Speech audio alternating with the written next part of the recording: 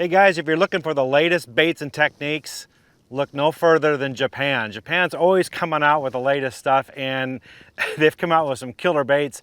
They're called Gill-Style baits. Yeah, they look kind of like a bluegill, and you know, bluegill is the mainstay. That's a main part of the bass's appetite, right? That is on the main menu. That and shad, of course, but they eaten all the time on the bluegill. So these baits are dynamite. So let me show you a couple of, like the two main ones I've been fishing is the Nories flip gill and the Deps bull flat. Let me show you. This is the Deps bull flat, and this is the Nories. All right, pretty cool looking, guys. Yeah, it's got the profile of a bluegill, and they're real thin. Okay, made out of soft plastic. Now the Nories, it's nice and thin, and it's a little bit thicker plastic, but you got these little, the tail on the end of it, and they vibrate really well and give it a lot of action in the water. This has a scent to it. It smells a lot like power bait. I'm not saying it is power bait, but it smells a lot like it. Now, the Deps, very similar, same kind of shape, and it is, again, thin as well, as you can see, and it's got this unique tail on the end of it. Kind of flaps back and forth and gives it a lot of action. Looks pretty cool into water, and again, it's heavily scented, and it smells a lot like power bait as well. They call it a crustacean scent, whatever that is. This one's also a little more buoyant. The Deps has the plastic in it is more buoyant, so I use it for each one of these for different techniques. Let's talk about that for a second. Let's talk about the Deps first of all. The way I like to rig it is with a Neko rig.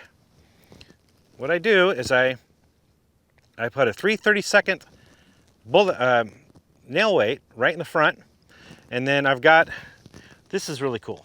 You guys gotta check these out. It's called the Neko hack. Okay, I'm not sponsored by these guys at all, but the cool thing about it, see these little spikes in them?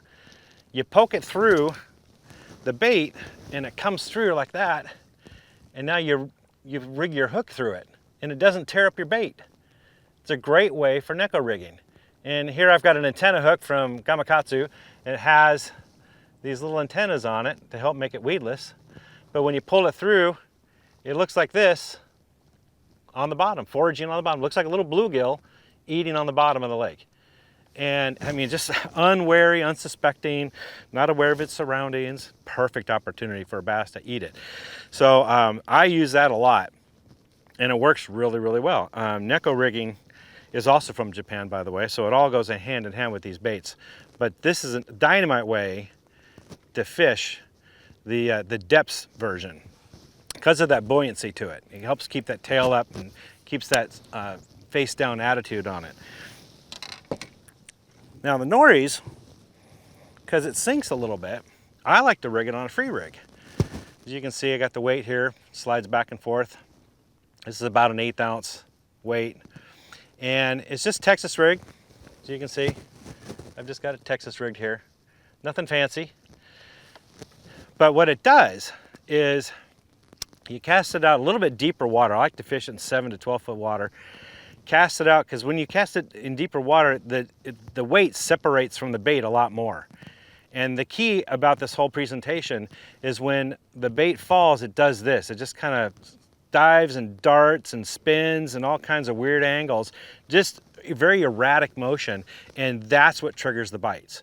Absolutely. So the more distance you have between the weight and the bait, the more that presentation you have.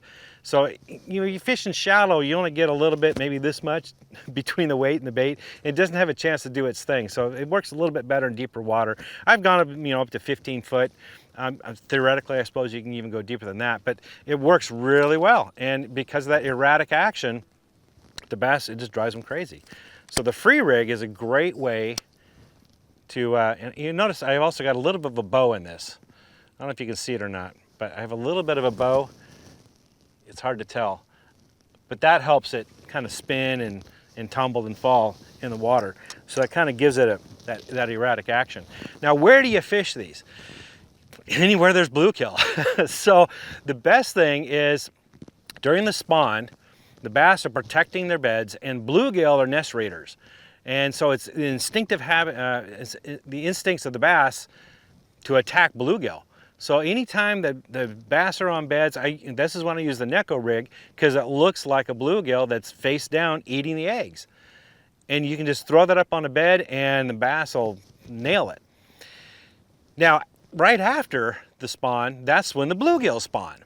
And so a lot of the bass have just finished up spawning, they're hungry, they're feeding back up and getting their energy, and guess what? The bluegill are up there spawning, so the bass don't leave the shallows right away, they hang around and feed on the bluegill. So anytime you find a bunch of bluegill beds, and they look like little holes, divots, and they're usually pretty close together.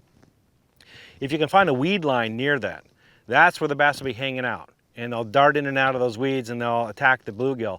So during the bluegill spawn is a great time to use these baits. Now keep in mind, the bluegill don't spawn just once a year. They spawn 3 or 4 times a year during the summer.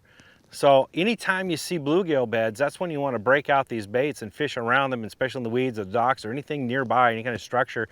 That's where the bass are going to be, and that's where you can catch them. Now, if the spawn isn't happening, where can you find them? Well, anywhere there's bluegill, and that's usually shade. So floating docks, docks on pilings, overhanging trees, thick weeds, especially weeds that have matted cover, like for example, lily pads, things like that where the bluegill hang up underneath and they're eating on zooplankton and algae. That's where the bass are going to be feeding on the bluegill, and that's a great place to fish these baits. Now, one other way to rig them is with a swing head. It's a football jig that the hook swings behind it.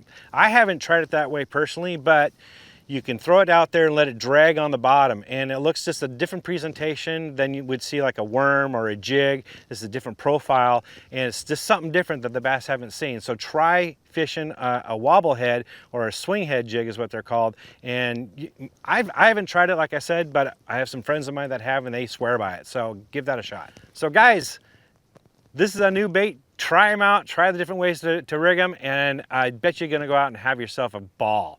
For more tips and tricks like this, visit bassresource.com.